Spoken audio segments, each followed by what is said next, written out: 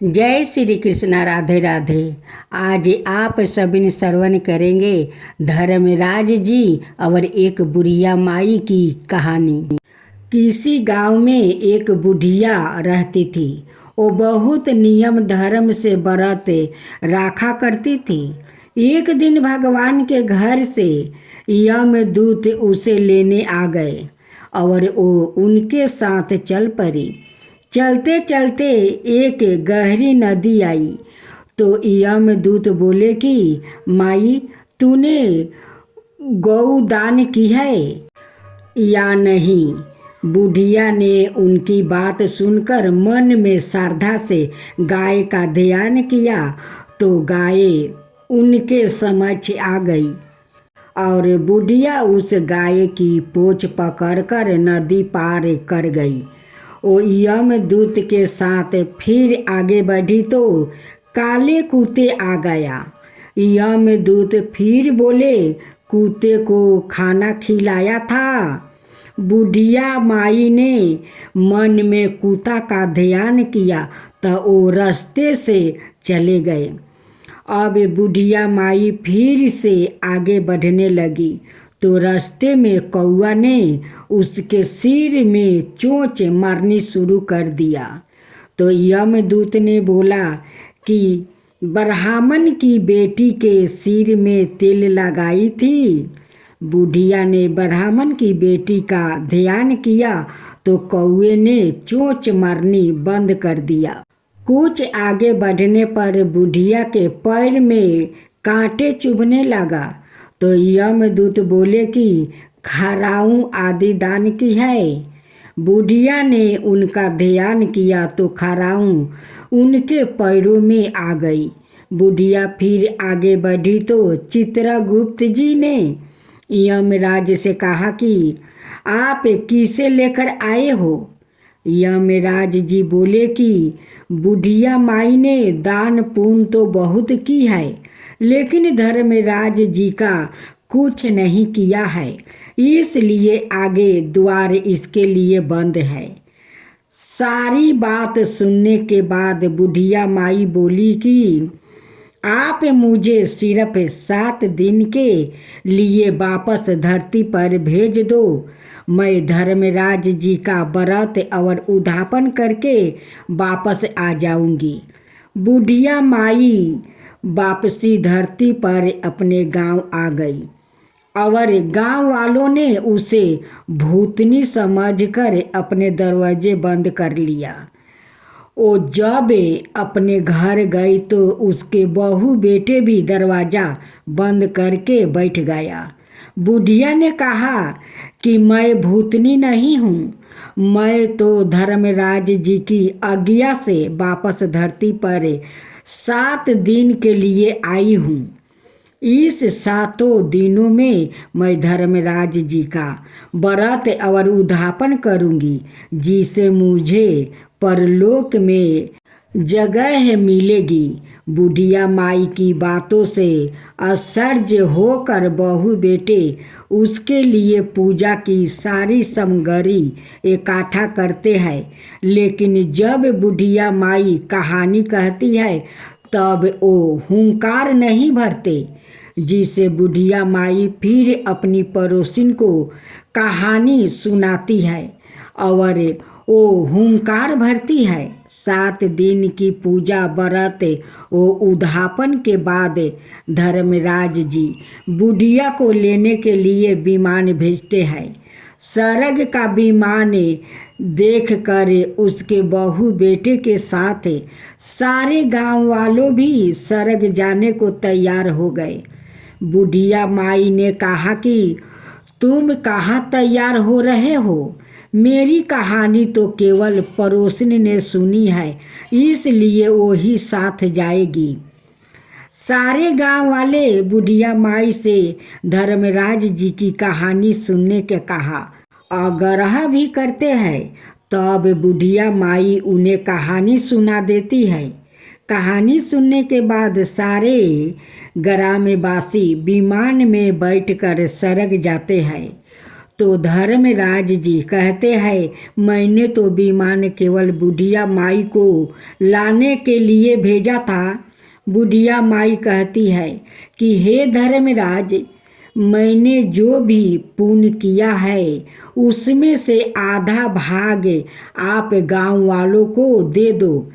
इस तरह से धर्मराज ने ग्राम वासियों को भी स्वर्ग में जगह दे दिया।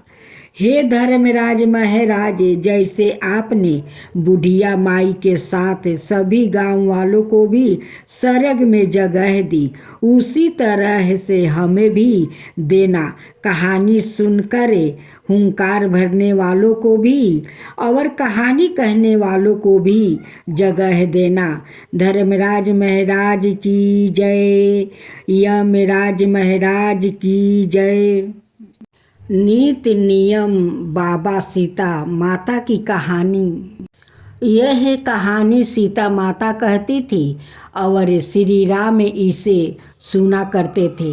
एक दिन श्री राम भगवान को किसी काम के लिए बाहर जाना पड़ गया तो सीता माता कहने लगी कि भगवान, मेरा तो 12 बरस का नीति नियम है। अब आप बाहर जाएंगे तो मैं अपनी कहानी किसे सुनाऊंगी। श्री राम ने कहा कि तुम कुएं की पल पर जाकर बैठ जाना और वहाँ जो औरत पानी भरने आएगी उन्हें अपनी कहानी सुना देना। सीता माता कुएं की पल पर जाकर बैठ जाती है। एक स्त्री आई। उसने रेशम की जरी की साड़ी पहन रखी थी और सोने का घारा ले रखी थी। सीता माता उसे देख कर कहती है कि बहन, मेरा 12 बरस का नीति नियम सुन लो। पर वो स्त्री बोली कि मैं तुम्हारी नीति नियम सुनूंगी तो मुझे घर जाने में देर हो जाएगी और मेरी सासू माँ मुझसे लड़ेगी। उसने कहानी नहीं सुनी और चली गई। उसकी रेशम जरी की साड़ी फट गई। सोने का घारा मिट्टी के घड़े में बदल गया। सास ने देखा तो पूछा कि ये किसका दोष अपने सिर लेकर आ गई। बहू ने कहा कि कुएं के पल पर औरत एक बैठी थी। उसने कहानी सुनने के लिए कहा, लेकिन मैंने सुनी नहीं, जिसका यह फल मिला है। बहू की बात सुनकर अगले दिन वही साड़ी और घारा लेकर सासू माँ कुएं की पल पर गई। सास को वही माता सीता बैठी मिली तो माता सीता ने कहा कि बहन, मेरी कहानी सुन लो। सास बोली कि एक बार छोड़, मैं तो 4 बार कहानी सुनूंगी। राम आए, लक्ष्मण आए, देश के पुजेरी आए, नीति नियम का नियम लाए, आओ राम बैठो राम, तपी रसोई जियो राम, माखन मिश्री खाओ राम, दूध बतासा पियो राम, सुत के पल का पोढ़ो राम, साला दुसाला पोढ़ो राम, साला दुसाला ओढ़ो राम, जब बोलो जब राम ही राम, राम संवारे सबके काम, खाली घर भंडार भरेंगे, सबका बेड़ा पार करेंगे। श्री राम जय जय, श्री राम जय जय, श्री राम जय जय, श्री राम। सास बोली कि बहन, कहानी तो बहुत अच्छी लगी। कहानी सुनकर सास घर चली गई और उसकी साड़ी फिर से रेशम जरी की बन गई। मिट्टी का घारा फिर से सोने के घड़े में बदल गया। बहू कहने लगी, सासू माँ, आपने यह सब कैसे किया। सास ने कहा कि बहू, तू दोष लगा के आ गई थी और मैं अब दोष उतार कर आ रही हूँ। बहू ने फिर पूछा कि वो कुएं वाली स्त्री कौन है माँ। सास बोली कि वो सीता माता थी, वो पुराने से नए कर देती है, खाली घर में भंडार भर देती है। वह लक्ष्मी जी की बास घर में कर देती है, आदमी की जो भी इच्छा हो उसे पूरा कर देती है। बहू बोली कि ऐसी कहानी मुझे भी सुना दो सासू माँ। सासू माँ बोली कि ठीक है, तुम भी सुनो। और सास ने कहानी शुरू की। राम आए लक्ष्मण आए, देश के पुजेरी आए, नीति नियम का नियम लाए। आओ राम बैठो राम, तपी रसोई जियो राम, माखन मिश्री खाओ राम, दूध बतासा पियो राम, सुत के पलका पोढ़ो राम, साला दुसाला पोढ़ो राम, साला दुसाला ओढ़ो राम। जब बोलो जब राम ही राम, राम सवारे सबके काम, खाली घर भंडार भरेंगे, सबका बेड़ा पार करेंगे। श्री राम जय श्री राम जय, श्री राम श्री राम श्री राम जय। कहानी सुनकर बहू बोली कि कहानी तो बहुत अच्छी है। सास ने कहा कि ठीक है, इस कहानी को रोज कहा करेंगे। अब सास बहू रोज सवेरे उठती है, नहाती धोआती है और पूजा करने के बाद नित नियम की सीता माता की कहानी कहती है। एक दिन उनके यहाँ एक पड़ोसिन की औरत आती है और बोलती है कि बहन जरा सी आँच देना। तो वो बोली कि आँच तो अभी हमने जलाई ही नहीं। पड़ोसन ने कहा कि तुम सुबह 4 बजे से उठकर क्या कर रही हो। फिर उन्होंने कहा कि सुबह उठकर हम पूजा करते हैं, फिर सीता माता की नित्य नियम की कहानी कहते हैं। पड़ोसन ने उनकी बात सुनकर फिर कहा कि सीता माता की कहानी कहने से तुम्हें क्या मिला। वो बोली कि इनकी कहानी कहने से घर में भंडार भर जाता है, सारे काम सिद्ध होते हैं, मन की इच्छा भी पूरी होती है। पड़ोसिन कहती है कि बहन ऐसी कहानी तो मुझे भी सुना दो। फिर वो बोली कि ठीक है, तुम भी यह कहानी सुन लो। राम आए लक्ष्मण आए, देश के पुजेरी आए, नीति नियम का नियम लाए। आओ राम बैठो राम, तपी रसोई जियो राम, माखन मिश्री खाओ राम, दूध बतासा पियो राम, सुत के पलका ओढ़ो राम, साला दुसाला पोढ़ो राम, साला दुसाला ओढ़ो राम। जब बोलो जब राम ही राम, राम संवारे सबके काम, खाली घर भंडार भरेंगे, सबका बेड़ा पार करेंगे। श्री राम जय श्री राम जय, श्री राम जय। सारी कहानी सुनने के बाद पड़ोसिन कहने लगी, बहन कहानी तो मुझे बहुत अच्छी लगी। अब वो पड़ोसिन भी नीति नियम सीता माता की कहानी कहने लगी। कहानी कहने से सीता माता ने पड़ोसिन के भी भंडार भर देती है। सीता माता जैसे आपने उनके भंडार भरे, वैसे ही आप हमारे भी भंडार भर देना, कहानी सुनने वालों को भी भर देना। अब पथवारी माता की कथा। एक गुजरी थी, उसने अपनी बहू से कहा कि तू दूध दही बेच आओ। और वो दूध दही बेचने गई। कार्तिक महीना था।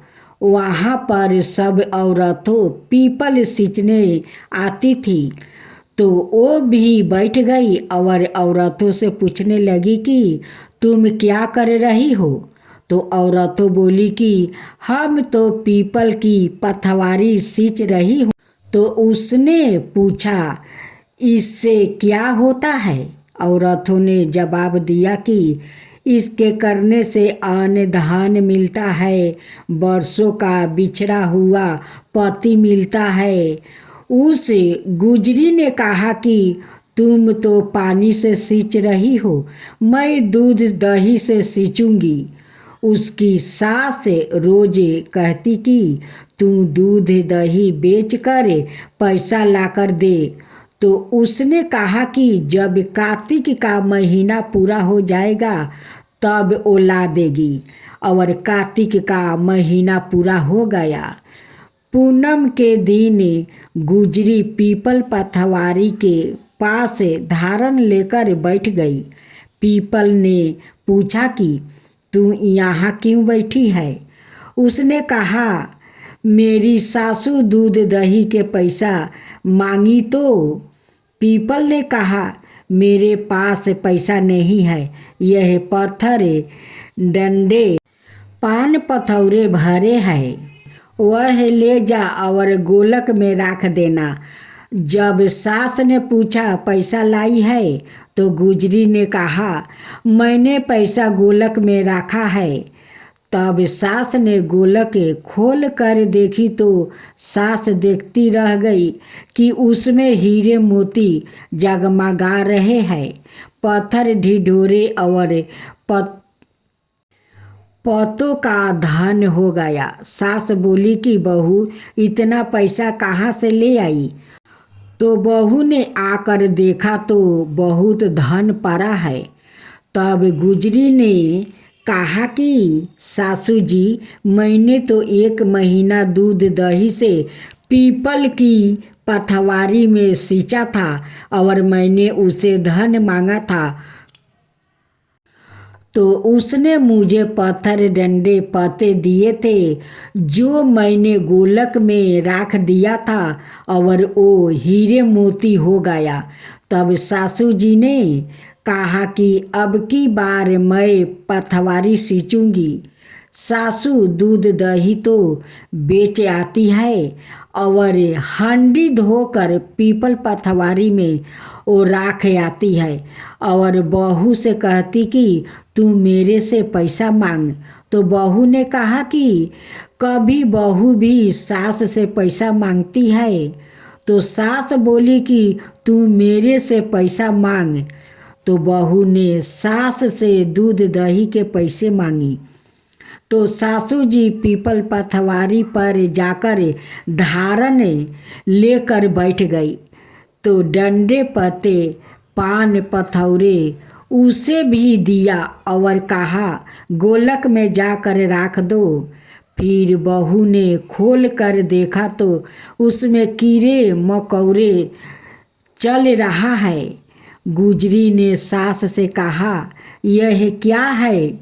तो सास देख कर बोली कि पीपल पथवारी ने तेरे को तो अन्न धन दिया है, मुझे कीड़े मकोड़े दिया है। तब सब बोले कि बहू तो सत से सींचती थी और सासू जी धन की लोभ से सींचती थी, इसलिए हे पथवारी माता, जैसे बहू को दिया वैसा ही सबको देना और सासू जी को दिया वैसे किसी को मत देना।